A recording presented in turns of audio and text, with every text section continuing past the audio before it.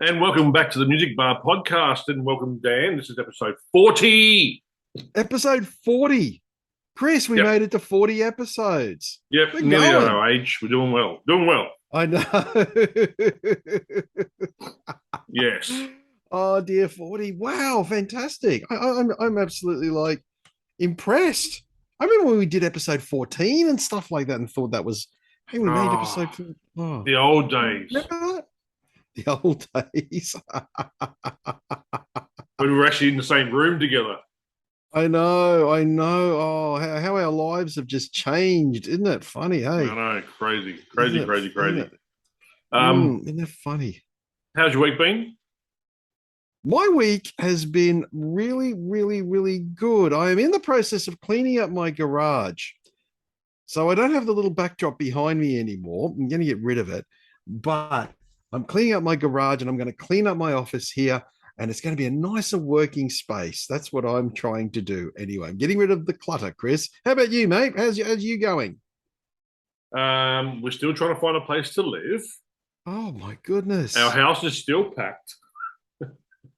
It's How just many dry. months is how many months is this now? Probably two and a bit, three maybe. Oh, it feels longer. Feels It longer. just Probably does feel seems longer like. for you. Yeah, it does. Oh But my anyway, but it goodness. is what it is. Oh, We've oh, applied for a few. We'll see how we go, and yeah, yeah. hopefully we'll put our house on the market soon. So Oh, yeah, one can only hope, mate. One can only hope. yeah. Mm. Let's kick off today. We're both. This is a Wednesday, and it's what I 12 o'clock, and we are public holiday. That's why we're both at home. I know Um, we're both at home, and yeah, it's a rare time that we are both not at work. yeah, normally we're both Yeah, I know. in the middle of the day, pretty much. But yeah, sad news I for the still got. world. Oh dear, yeah, sad news for the world. I got to work yesterday morning at about 6 a.m. and our newsreader, because I work in radio, and Yep. newsreader said, "Oh, breaking news! Olivia Newton-John has died." Yeah, I And found out from my partner texted me in the morning because I was already at work as well at 6. So yeah, I found out from her mm, texting me saying that she had died. And it's the reaction's been pretty incredible. It's one of the biggest reactions I've seen to a music artist dying. Um, and it was she had an incredible Olivia Newton-John had an incredible effect on people all around the world. And it's a multi-generational thing. People who were in the 70s who followed her when she was a country pop crossover Yeah, star. Then she got into Grease in 1978, which was massive. And it wasn't, Grease is not just a film that was popular in its time and now no one cares anymore. People still love that film, and mm, generations of kids still love it. And theaters and everything are still putting on productions of Grease. And, the John Travolta and Olivia Newton-John are kind of like the basis of what you base the characters of Sandy and Danny on. Um, and then she had a few more pop hits, and you don't believe how many hits she had. Like Physical was a huge hit all over the world. All those songs from Greece were huge hits. Even before Xanadu. Greece, yeah, yeah, Xanadu. Even though the movie was a flop, the albums and the soundtrack was a hit. Yeah, But in the 70s, her songs like her version of Peter Allen's "I Honestly Love You," massive hit. mm, She did Bob Dylan's "If Not for You," great hit. And then in the 90s, she developed breast cancer, and she decided to use her, I suppose, her influence, her wealth to try and make things better for other people. And she opened the Olivia Newton-John Wellness Centre at the Melbourne Hospital. And she just touched so many people in that way. And I've got friends of mine who interviewed her on radio and things like that, and they had nothing but good things to say about her. Nothing but she made me, like my mate said, I was so nervous, and she made me feel so relaxed. yeah, She just class, grace, dignity, the whole thing, that smile, that $1 million smile that she had. And yeah, look, I can just tell by the reaction and around the world. Look, I saw it today. There's literally nearly every rock star in the world met her. It was like mm, this whole gallery of photos of rock stars from Axl Rose and everyone, or having a photo with Olivia Newton-John. And there's a site I subscribe to, Slicing Up Eyeballs, that are an alternative music site, and even they put up a tribute and said she wasn't an alternative artist, but damn, she was good. Yeah, And yeah, and I think that's it. It's the music. It like Greece has this incredible legacy, and we talk about this in the podcast a lot, Chris, and that it's why we do this is because music does bring people together. yeah, You know, sport is the same sort of thing. Music and sport kind of bring people together in that you can go to an event and get anywhere from a couple hundred to many thousands to an event to all be unified by one thing. And I think that's the thing about when an artist like Olivia Newton-John dies. She was very ill. Like she survived cancer for 30 years. She didn't like to say she fought it. She liked to say she survived or thrived in it for 30 years. That's a long time. mm, My dad did it for 20, which I still think is pretty incredible, but she did it for 30 years. Um, she was 73. She could have, she wasn't young, but it still seemed to have affected people very deeply. And plus, in a week where Judith Durham from the Seekers died, yeah. and True. before that, Archie Roach, the great Archie Roach died. It's like one of those weeks in Australia when it's like, what we lost Steve Irwin and then Peter Brock. It's like, oh God, what else is going to happen? You know what I mean? It's like, Mm. you lose three big titans like that in the Australian industry. And the fact that she was so Australian and she took Australia to the world Yeah, she in did, a didn't big she? Everyone way. knew her, and everyone knew Australia because of her. It's like a bit like what Paul Mm. Hogan did back in the day. Yeah, Um, yeah, kind of her and Paul Hogan kind of blazed this trail, didn't they? yeah, they did. They did, Yeah, yeah. very So, sad. I know. I wasn't a big fan. I like Greece, obviously, but I always liked Greece 2 better. oh, you'll be. Oh, really? My wife is going to love you. She thinks Grease 2 is just the best movie ever, and she's got Yeah, my kids liking that movie. So you like Grease 2 as well? out of those two, for sure, I like Greece 2 better. I actually think it didn't it helped a little bit that Michelle Pfeiffer was in it, and I think Michelle Pfeiffer is stunning. Mind you, Olivia Newton-John was on a lot of posters on walls when I was a kid, and a she lot of guys I knew she had pictures of her on the wall. she did. Yeah, Um, I think both, mate.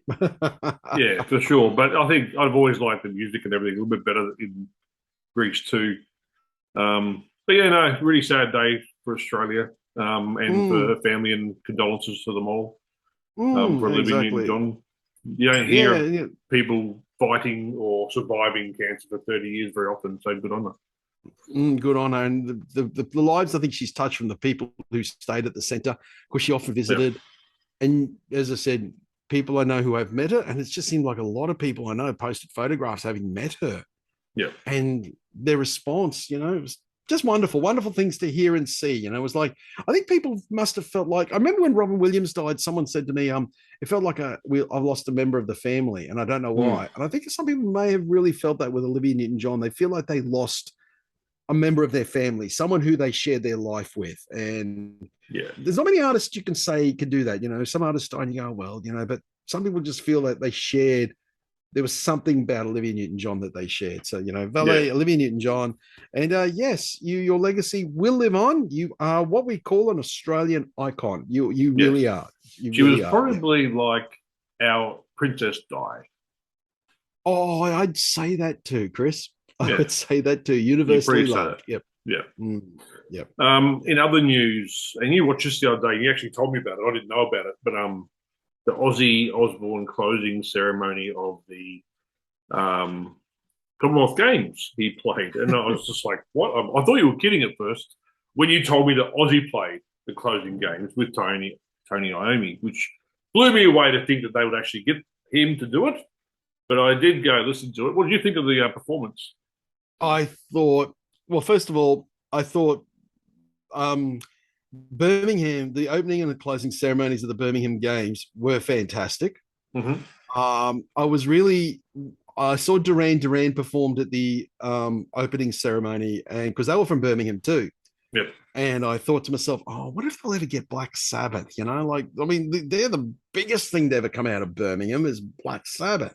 Mm. And then the closing ceremony was very much a party, much better than the one we had here at the Gold Coast, which was appalling. it was more of a party, and they had Dexy's Midnight Runners doing "Come On Eileen." They had Musical Youth as adults doing "Pass the Dutchie." A few other artists, Apache Indian doing "Boom Shakalak," which is a track I really like and enjoyed. And I thought, oh, they're not going to get Ozzy. They're not going to get Black Sabbath. It's just like, they probably did the whole, and I was a bit like, oh, Black Sabbath are not going to do it. And I went off and did something else. And they came back, and sure enough, there's Ozzy on my screen with Tony Iommi, and I turned the volume up and I stood up at my workplace, jumping around, going, yes, yes. So I was right into it, Chris. That's why I was like, Ozzy's on the Commonwealth Games closing ceremony. And I personally thought it was awesome. I really did. I personally thought first of all, Ozzy has a particular performing style, and he was smiling and doing that clap that he does. And I thought, Ozzy, first of all, looks like he is enjoying himself.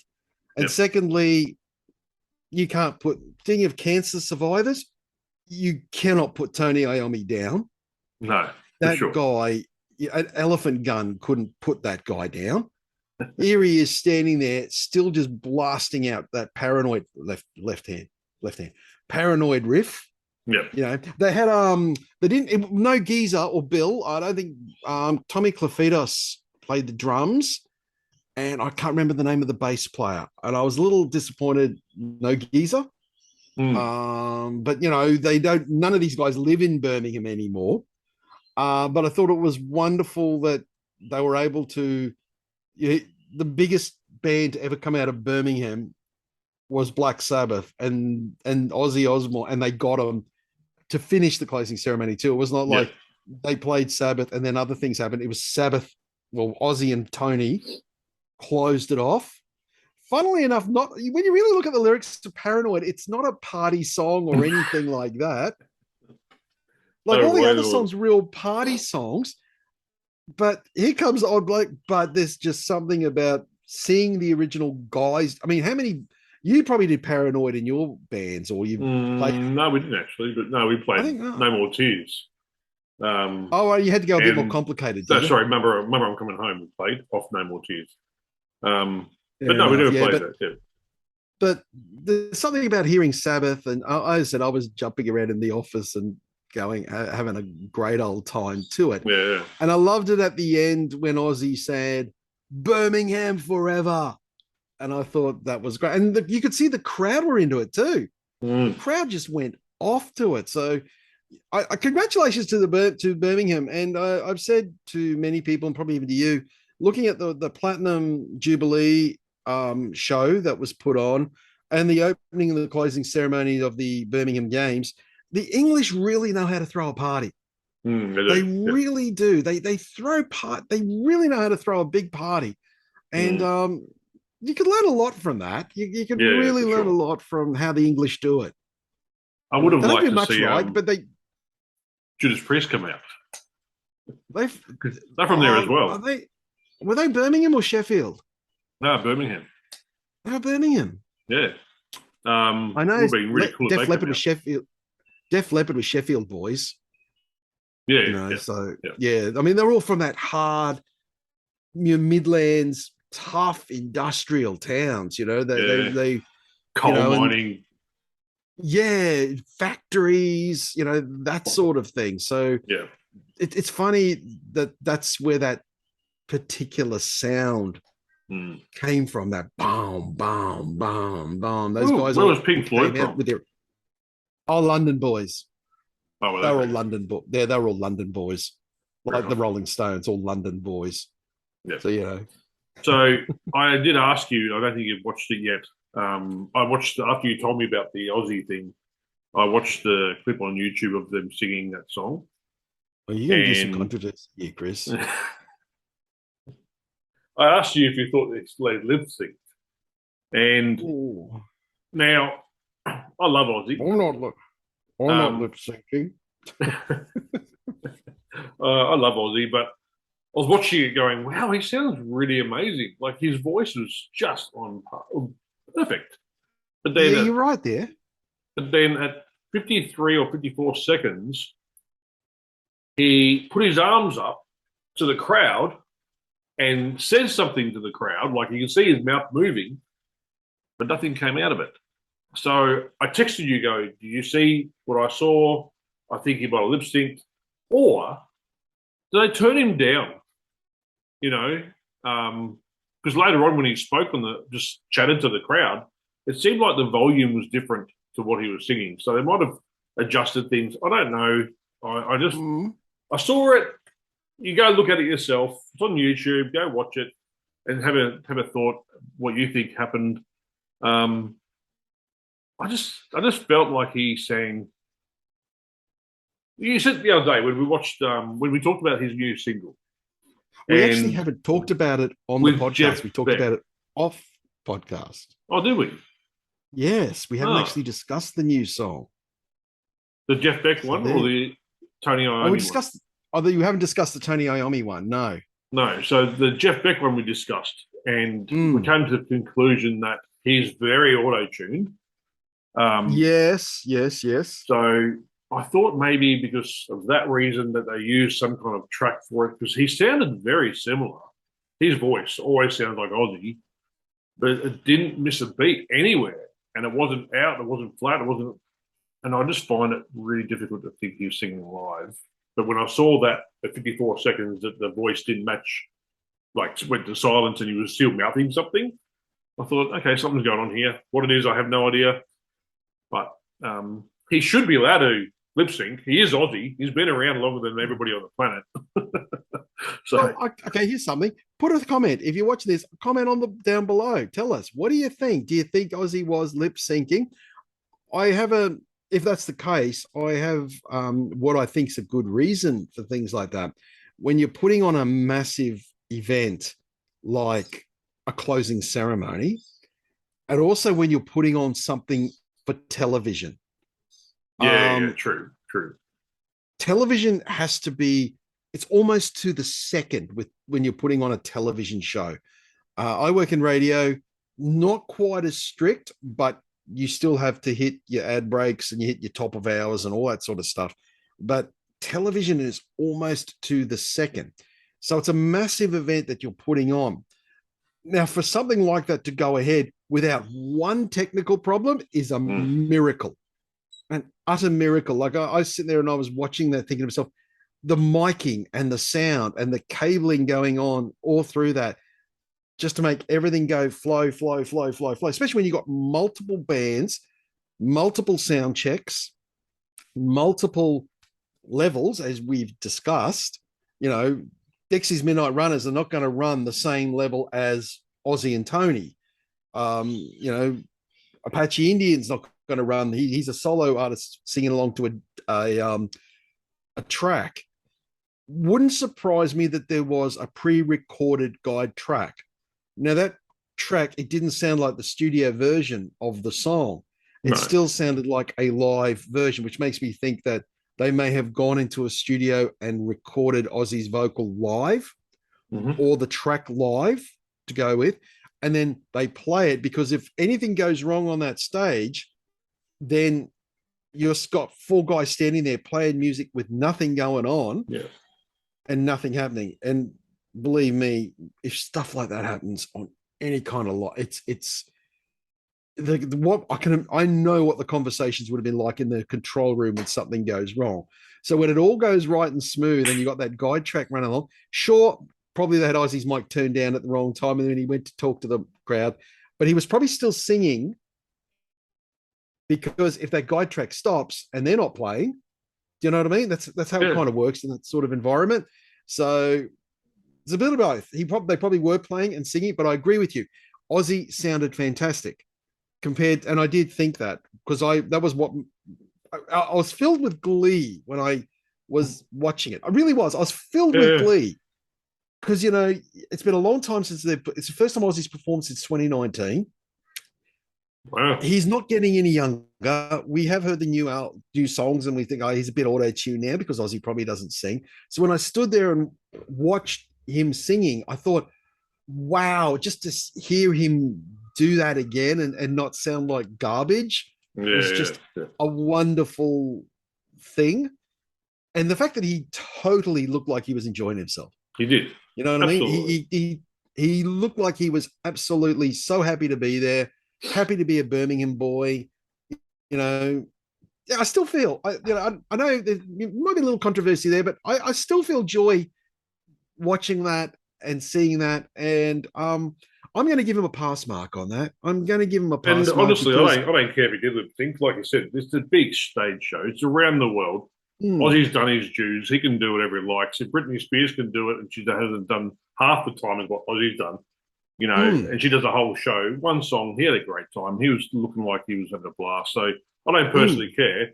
I just thought, oh, something was going on there. But it's not as controversial as Tool when I said that Maynard lip synced. But no, it was good. Like I said, having Aussie, that kind of music being played at that kind of event is pretty amazing. And then, like Yeah, you said, also, it's not a party song. So no, the fact they did it, it still the fact blows they me did, away. I know that you just had to have Sabbath there. You have Duran Yeah, Duran, probably the two biggest bands, Duran Duran and Sabbath. So yeah, look, he yeah, gets a pass mark from me. And look, I'm still buzzing from it, Chris. As you can mm, tell from my reaction, it yeah. still fills me with. I mean, I'll go and watch it again and I might text you back and say, yeah, you're probably a bit right, but I will still love it. Overall, who And for cares? me, in a day when Olivia Newton-John died, and then to have Black Sabbath do that, what you call bittersweet, Chris. Yeah. Well, can you Bittersweet. call it Black Sabbath because it's only two of them? Because No, they apparently you didn't. They can't call didn't. them Pantera when they tour. Oh, God. So yeah, wait for the keyboard player to be under the stage or behind the stage, okay, Chris? And the other three Wait for guitar players that. behind the curtain. I'm waiting for that. I'm got my finger poised on the text button, going, there you go. Yeah. I'll tell you what, um, that Pantera reunion is still generating so much news, isn't it, Chris? it is. And Just it should. it's It's huge news. I Like I said to didn't you think it would. before, we should not put that band away in the vault to then listen to it again live. And some bands do play their songs here and there. And like I said Yeah, too, Phil and his band play a few songs here and there. yeah, You got to bring it back for the younger generation to understand yeah. how lucky we were to be in the 90s and hear it. Look, you know what? Honestly, I thought when I heard it and all that sort of stuff, I thought to myself, you know what? The helicopters are coming in and they're going to land on my house any second now. But I thought to myself, oh yeah, this Pantera reunion, this'll the hardcore fans and that'll be it, and it'll just be oh yeah. But it's really generated some press and some Yeah. reaction, and I'm genuinely surprised. I am pleased because it means Mm-hmm. people are talking like what you like, Chris. People are talking about Pantera again, Yeah. and if you're a fan, that's what you like, And it's and been a that's the long thing. time. So why not? And like I said Why not? before, Yeah. too, Black Sabbath have had different people in the band for a long Mm, time and still call themselves Black Sabbath. So mm. why can't Pantera, after 20 years, do the same thing with two still surviving members?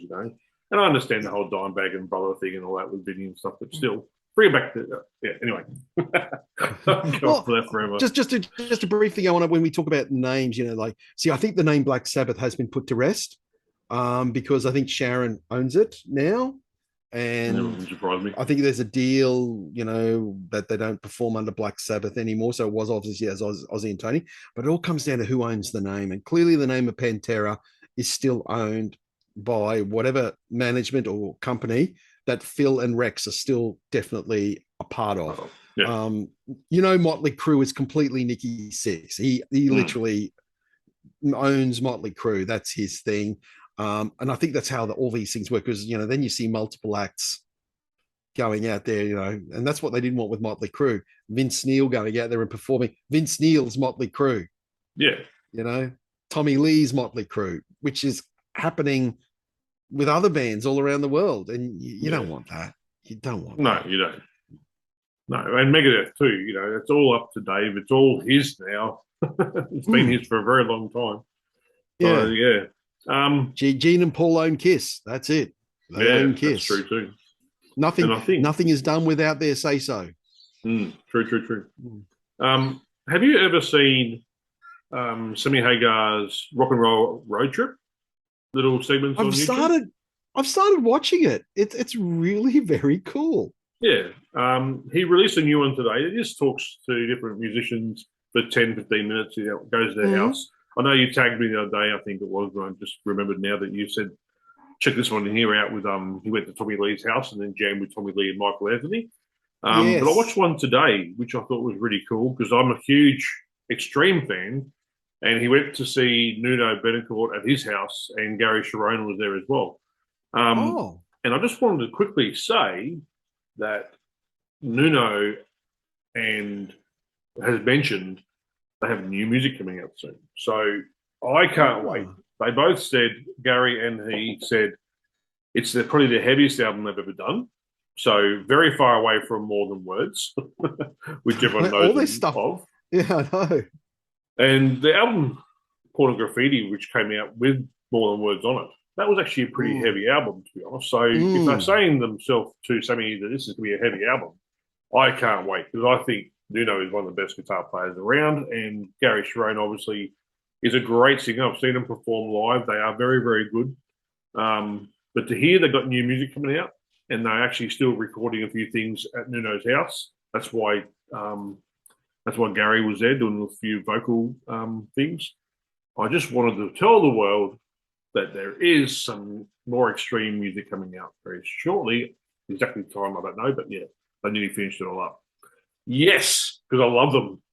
I was going to say I'll have to watch that because I am enjoying the Sammy Hagar road trip. I'd like it more if he went through their houses a bit, but literally it's the entrance, and then Maybe the they sort of kitchen. go to a particular room, maybe the kitchen, and then they go to a room and talk music or play music together.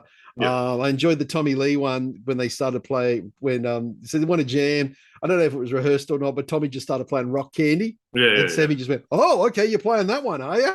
Yeah. And I just once again, there's an artist who fills me with some joy, and that's watching Tommy Lee play drums.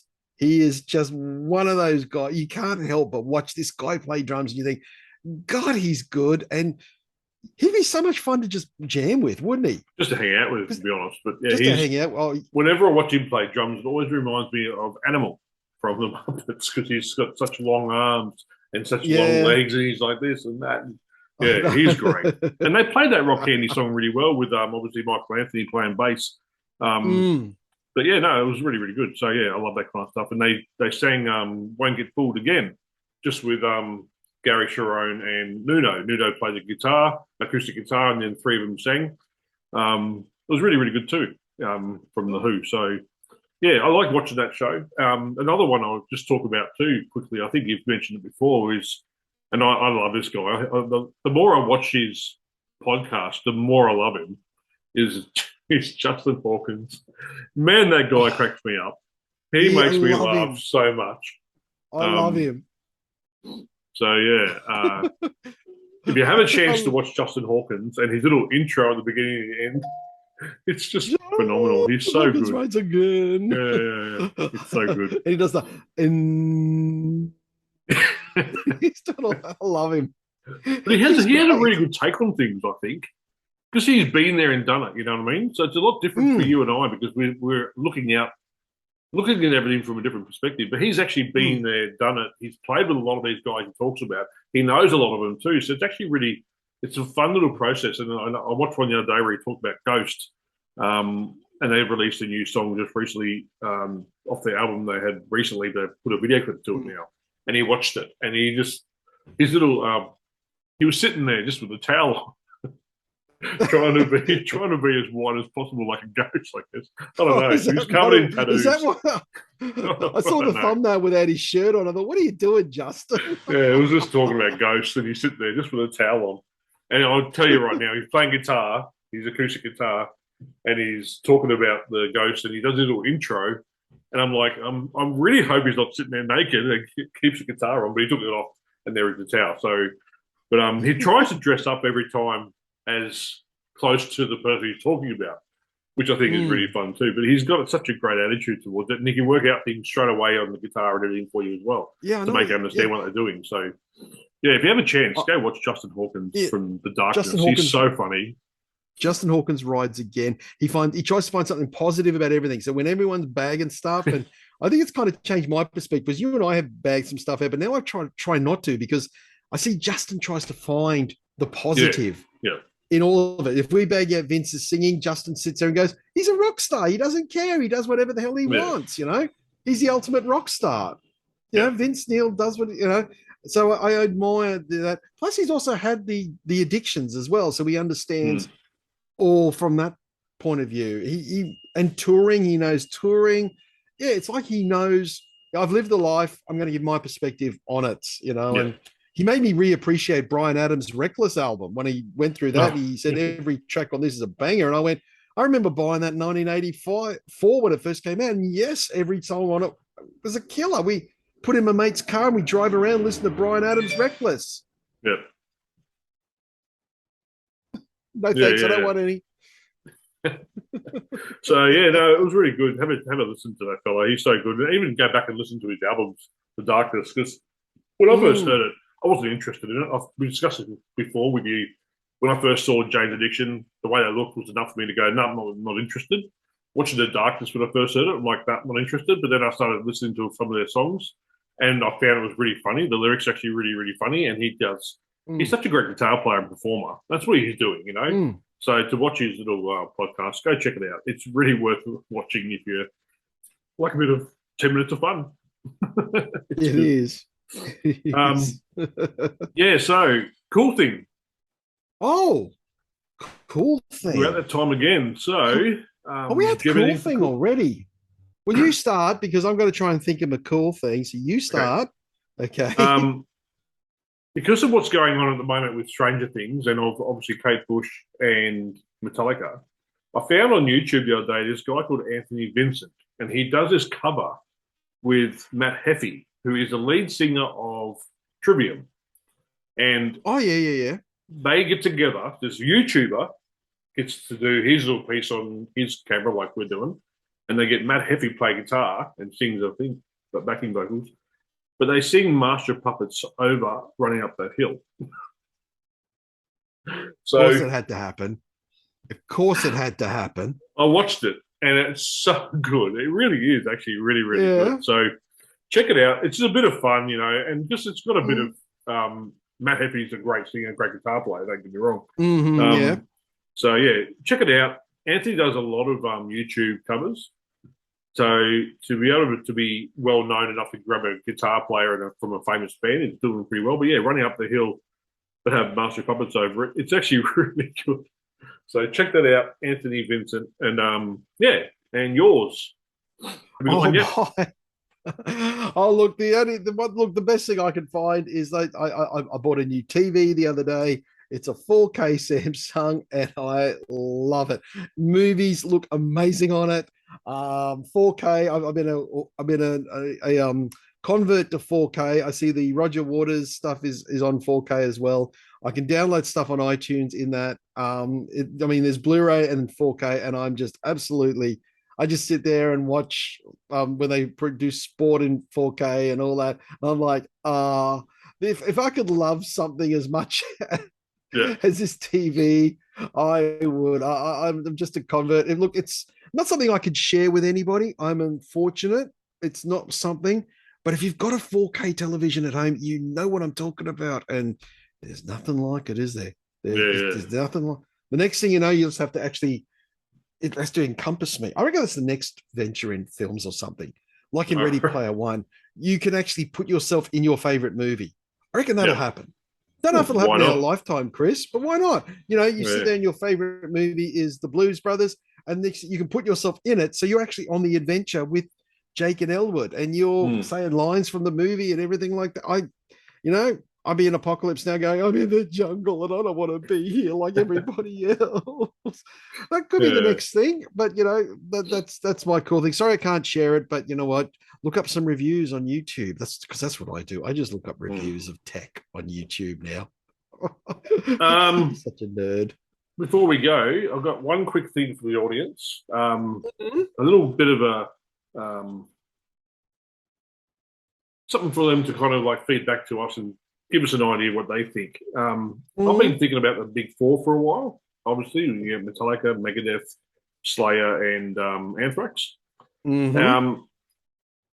I want audience participation. I want you guys to comment below in what you think or who you think could be the next four. So you got those four, and then you got another four. Now I'm going to put out there, say, Testament and Exodus. But who do you think could be the next two or add to that next four of the big eight, if there was an eight? I mean, Now, what's your parameters? Does it have to be thrash? would have to be thrash, basically, or because it is the big four is based off thrash. You know what I mean? They brought the whole style of music. Can they be new? Can they be new artists? Yes. Because that's what I think. We need. Okay, new artists. So new artists, old Exodus artists, whatever it is. I still think Testament should be there in the Exodus, but if you can give me a reason why you think someone else would knock them off, that's fine too. But yeah, I just want to kind of fill it up to eight and see what we can get. Those top four are done. Next two, maybe those two I mentioned. Two more, or give me some points of view about other bands that I might not even listen to much, who you think have brought thrash to the world in that sense from, and put it on the map, I guess. Put it on the map. Just to give an audience a bit of something to do and watch and think about, and we'll talk about it then in the track. And while you're at it, audience, for Chris, make sure you just also add just a little addendum to it and just put the most pop thing you can think of in there as well, because he does love his pop music, especially boy bands and girl groups. He loves them. Hey, I'm not the one who brought Take That and Spice Girls. No, you're not. I am. And actually, before I came online, I read a quick article, not reading the whole article, just saw the headline. Demi Lovato has now just said that she's not going to ever sing pop music again, record pop music again. I'm like, that's what you do. But apparently this new song with Nita playing the other day on Jimmy Kimmel wasn't pop. It was actually heavy or hard rock. So I would call it pop punk. Let's see how that goes down the track, eh? Anyway. Well, I think, you know what? I think she's doing what Avril Lavigne did 20 years ago, and I can't believe Avril Lavigne came out 20 years ago. I know. That it hasn't changed. It hasn't changed the look at all. Still looks the same age. I know she does. Anyway, that's it for us. Thank you very much for joining us today. Like and subscribe. Tell your friends. Thank you very much, everybody. Like, subscribe, ring the bell. We're here. We're back. Perfect. Thank you. See you later, Dan. See you, people. See you later, Chris. Bye, everyone. Bye.